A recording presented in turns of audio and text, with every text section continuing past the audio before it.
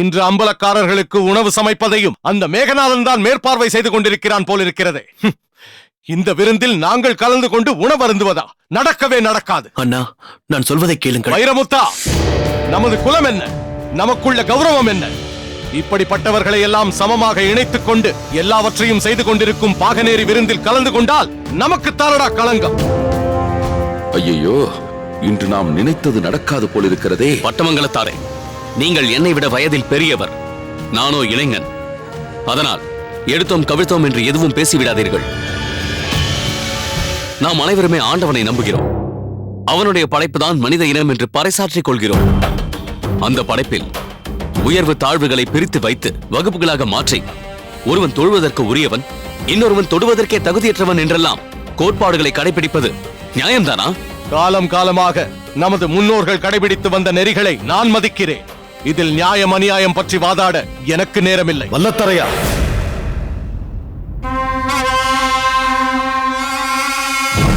நான் சில கருத்துக்களை சொல்லலாமா? நீ மட்டும் என்ன சொல்ல போகிறாய்? நாங்கள் அப்படித்தான் செய்வோம் என்று சொல்ல போகிறாய்? இது இன்று நேற்று ஏற்பட்ட பேதம் அல்ல, தொன்று தொட்டு நம் முன்னோர்களால் கடைபிடிக்கப்படுவது. முன்னோர்கள் கடைபிடிக்க வேண்டிய நெறிகளை மாற்ற வேண்டும் என்று நான் நினைக்கவில்லை. ஆனால் ஒரு காலத்தில் எல்லோரும் சமமாகத்தானே இருந்திருக்கிறார்கள்.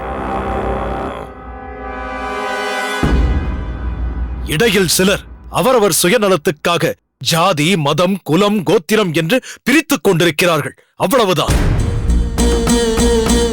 பிறக்கும் போது எல்லோருமே தாயின் வயிற்றில் 10 மாதம் இருந்துதானே பிறக்கிறோம்.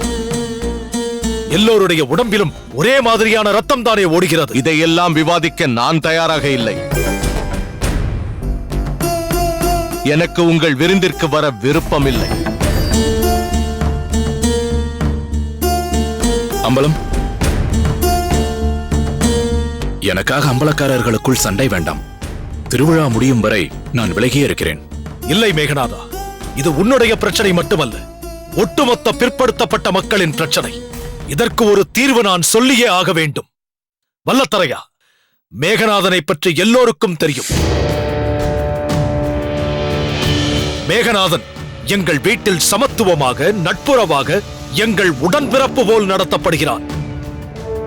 இதை நீ விரும்பாததால் விருந்துக்கு வர மறுத்தா என்ற செய்தி வெளியே பரவினால் அது எவ்வளவு பெரிய சாதி கலவரத்திற்கு வித்திட்டுவிடும் என்று தெரியுமா? அதன் விளைவுகளை பற்றி யோசித்து பார்த்தாயா? பாகனேரியில் தொடங்கும் சாதி கலவரம் பட்டமங்கலத்துக்கும் பாயும். அடுத்தடுத்து உள்ள அம்பலத்தார் நாடுகளுக்கும் பரவும். அந்த பயங்கரமான அமளிக்கு பட்டமங்கலத்தார் எடுத்த முடிவுதான் காரணம் என்று உலகமே உன்னை தவறாக பேசும். அத்தகைய நிலைதான் ஏற்பட வேண்டும் என்று நினைக்கிறாயா? எல்லா மனிதனும் சமம்தான் என்று நீ ஏற்றுக்கொள்ள மாட்டாயா? அண்ணா, பாகனேரி அம்பலக்காரர் சொல்வது உண்மைதான். நாம் இந்த நேரத்தில் இங்கு விருந்து சாப்பிட மறுத்து புறப்பட்டால் அதற்கான காரணத்தை அம்பலக்காரர்கள் ஆராய்வார்கள். உங்களை காரணம் காட்டி அவர்களும் அதை விவாதிப்பார்கள். விவாதம் விபரீதத்தை ஏற்படுத்தும், கலவரத்திற்கு காரணமாக அமையும்.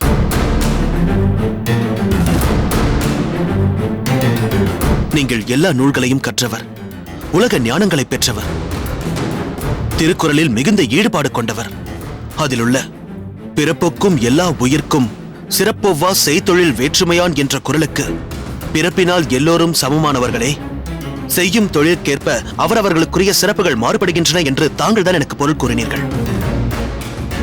அத்தகைய தாங்கள் இன்று இத்தகைய செயலை செய்துவிட்டால் பட்டமங்கலத்தின் பெருமை பட்டுப்போய்விடும். யோசித்து ஒரு தீர்மானத்திற்கு வாருங்கள். வைரமுத்தா, மூதாதையர் காலத்திலிருந்து இருந்து வரும் ஏற்றத்தாழ்வுகளை சாதாரண மேடு பள்ளங்களாக கருதி மண்வெட்டி கொண்டு சமப்படுத்திவிட முடியுமா? முடியும் அண்ணா. மண்ணில் ஏற்பட்ட மேடு பள்ளங்களை கூட சில சமயங்களில் ஆற்று வெள்ளம் சமப்படுத்தி விடுகிறதே. அப்படி இருக்க மனித வர்க்கத்தின் சாதி சமய மேடு பள்ளங்களை காரணமாக்கி இரத்த ஆறு பெருக்கெடுக்கும் நிலைமையை நாம் ஏற்படுத்தலாமா?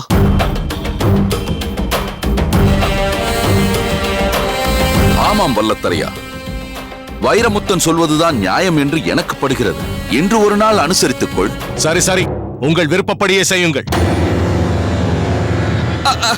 அப்பாடா மாமா, இன்றைக்கு தான் தாங்கள் உருப்படியாக பேசியிருக்கிறீர்கள். இல்லை, கோபப்பட வேண்டாம். அப்பொழுதே அடுக்கலையில் வகை வகையான பதார்த்தங்கள் செய்து கொண்டிருப்பதை பார்த்தேன். ஆனால் வைரமுத்தனின் அண்ணன் செய்த குழப்பத்தால் எங்கே அதையெல்லாம் ருசிக்க முடியாமல் போய்விடுமோ என்று பயந்து விட்டேன்.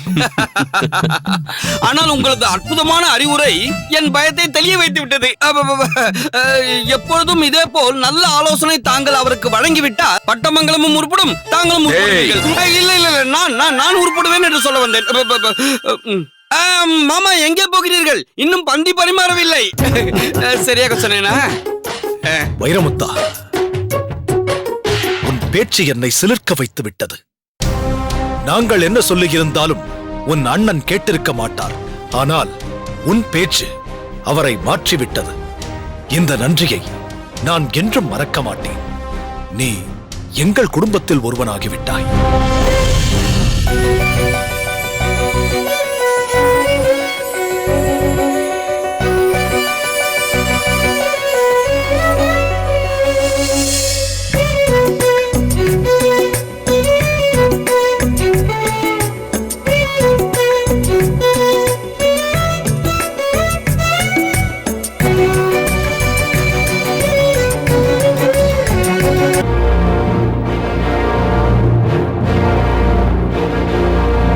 அனைவரும் அமருங்கள்.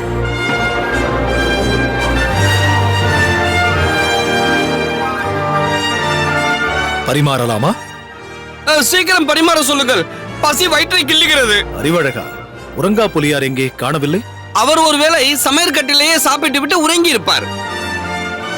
பெயர்தான் உறங்கா புலி, ஆனால் அடிக்கடி உறங்கும் புலி.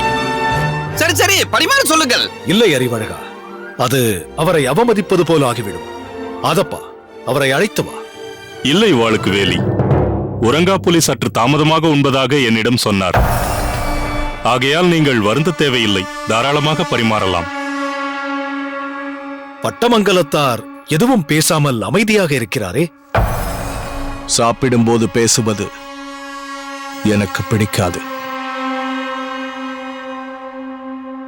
பிறகென்ன, வல்லத்தரையரே சொல்லிவிட்டார், பரிமாற சொல்லுங்கள். சரி, பரிமாறுங்கள்.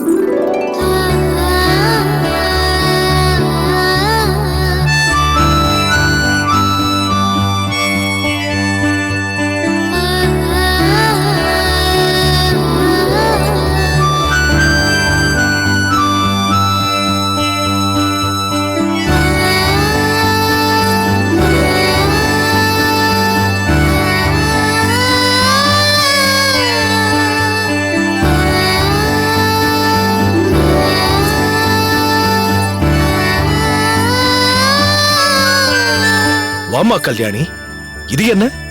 இது நான் செய்த இனிப்பு வகைகள் அண்ணா. இங்கே பரிமாறிய அனைத்து உணவு வகைகளையும் நீதானே செய்தாய்? ஆமாம். இருப்பினும் இது இனிப்பு என்பதால் இதை நானே பரிமாறுவதுதானே அம்பலக்காரர்களுக்கு மரியாதையாக இருக்கும். உண்மைதான். சரி, பரிமாறு.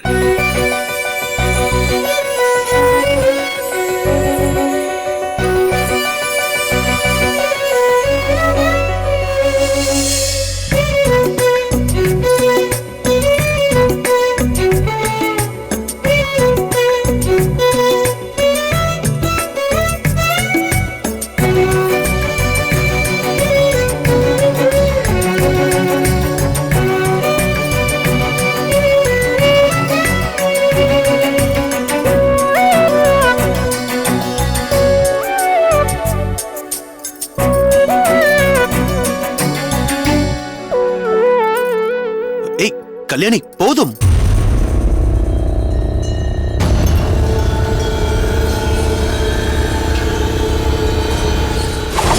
கல்யாணி,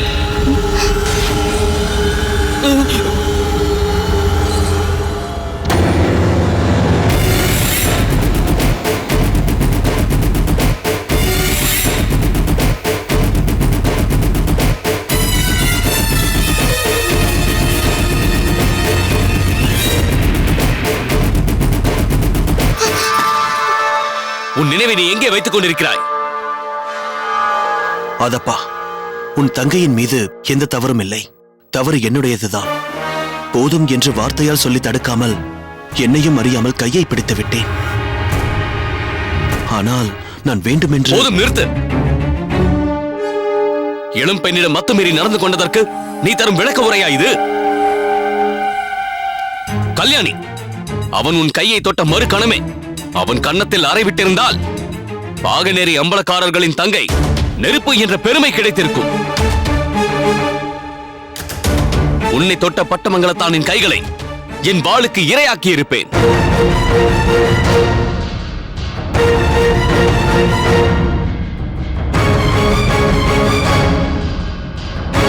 கேட்டாயா வைரமுத்தா? கருத்த ஆதப்பனுக்கு உன் கைகளை வெட்ட வேண்டுமாம். உனக்கு பாடம் கற்பிக்க வேண்டுமாம். நீ வெட்ட வேண்டுமென்றால் வைரமுத்தன் கையை பிடித்ததும் சட்டென்று விலக்காமல் அந்த ஸ்பரிசத்தை ரசித்துக் கொண்டிருந்தாளே உன் தங்கை கல்யாணி, அவள் கைகளைத்தான் வெட்ட வேண்டும்.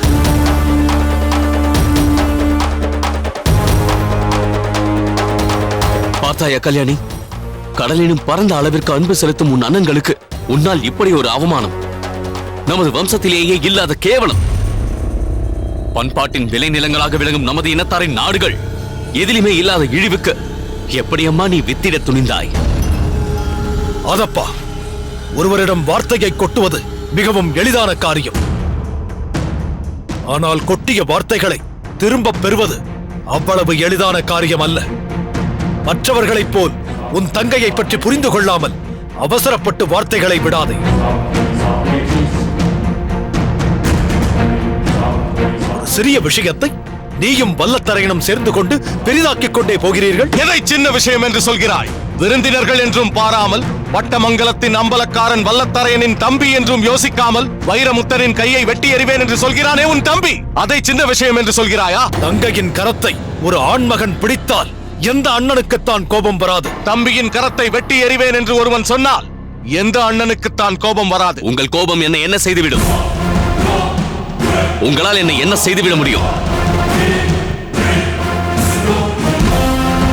ஆதப்பா,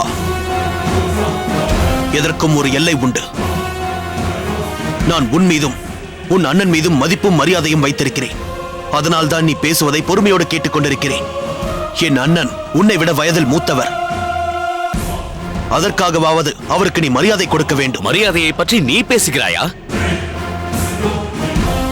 அதற்கு உனக்கு அருகதையே இல்லை.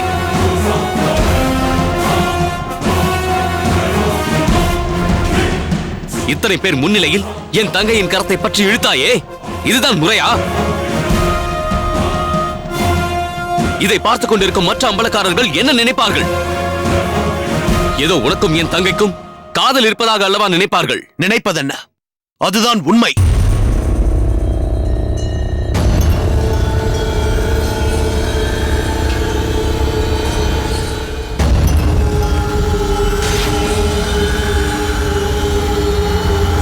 ஆமாம், நான் உன் தங்கையை விரும்புகிறேன். அவளும் என்னை விரும்புகிறாள். நாங்கள் இருவரும் ஒருவரை ஒருவர் மனதார காதலிக்கிறோம்.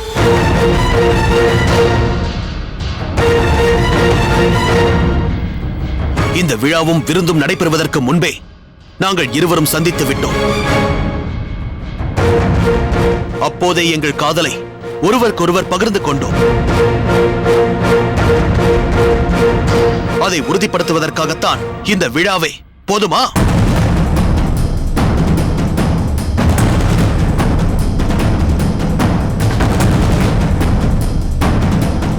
என்னவோ உன் தங்கையின் கரத்தை பிடித்து இழுத்து விட்டேன் என்று இப்படி துடிக்கிறாயே. உன் தங்கையின் சம்மதத்தோடு தான் நான் இதை செய்தேன். ஆனால் உங்கள் சம்மதம் இல்லாமல் இன்றே இப்பொழுதே உன் தங்கையை நான் பட்டமங்கலத்திற்கு அழைத்துச் செல்வேன், பார்க்கிறாயா?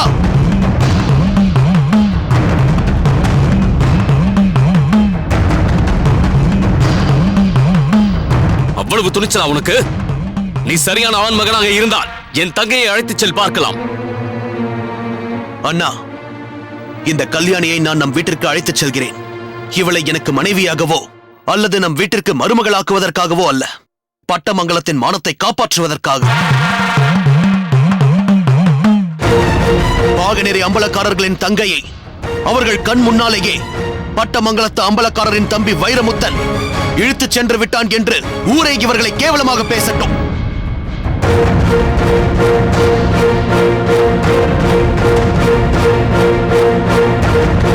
சபாஷ் வைரமுத்தா, சபாஷ்! இப்போதுதான் நீ என் தம்பி என்பதை நிரூபித்திருக்கிறாய். என்னை பொறுத்தவரை இந்த வாளுக்கு வேலி அழிய வேண்டும். அது அவன் தங்கையின் வாழ்க்கையை அழிப்பதன் மூலமாகவும் இருக்கலாம். இழுத்து வா அவளை. வைரமுத்தா, வேண்டாம்!